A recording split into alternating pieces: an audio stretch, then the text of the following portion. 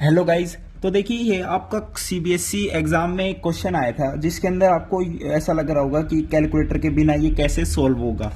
लेकिन गाइस देखो, पहले तो मुझे ये कमेंट करके जरूर बताना कि आपका पेपर कैसा हुआ। देखिए होप आपका पेपर बहुत अच्छा हुआ होगा। और मेरी तरफ से तो भैया अगर आप पढ़ के गए हो ना तो आपको पेपर हार्ड बिल्कुल नहीं लगा होगा। 90 अबव 95 अबव 100 तो आप कहीं नहीं गए आपके मार्क्स। बाकी कोई दिक्कत वाली बात नहीं है।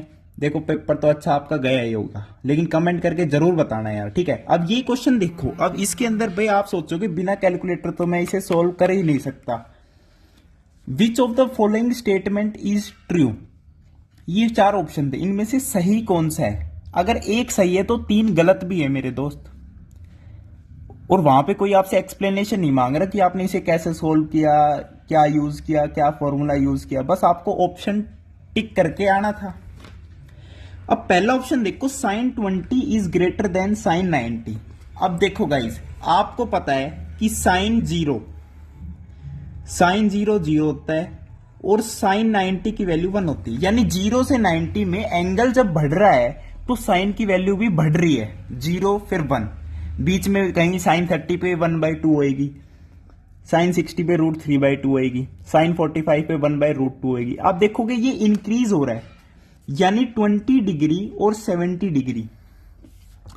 यानी जो 70 डिग्री पे वैल्यू आएगी साइन की वो इससे बड़ी होनी चाहिए, लेकिन यहां पे अपोजिट कह रहा है कि sine 20 is greater than sine 70 degree. It means ये तो रॉन्ग स्टेटमेंट है, हमें तो ट्रू स्टेटमेंट बतानी है। अब सेकंड ऑप्शन में देखो, साइन 20 और कोस 20। अब गाइज एक बात देखो ध्यान से, साइन 20 डिग्री ग्रेटर देन कोस 20 डिग्री ये हमसे पूछ रहा है। अब देखना गाइस, देखो साइन 20 और कोस 20 इसे कैसे देखोगे। मान लो इसमें आपको कंफ्यूजन हो रहा है तो इसे थोड़ी देर के लिए छोड़ दो, लीव कर दो। अब थर्ड ऑप्शन पे चलो, कोस 20 ग्रेटर देन कोस 70। अब कोस की जो वैल्यू होती है, कोस 0 डिग्री की वैल्यू 1 होती है, कोस 90 डिग्री की वैल्यू 0 होती है। यानी ये जैसे साइन 0 से 90 में इंक्रीज करता है तो ये क्या करता है, डिक्रीज करता है 1 to 0। अब ये डिक्रीज कर रहा है तो जो कोस 20 पे वैल्यू है वो ग्रेटर देन होगी कोस 70 पे। ये तो बिल्कुल सही बात है, इसे तो कोई रोक ही नहीं सकता। तो सी वाला ऑप्शन जो है आपका ट्रू हो जाएगा।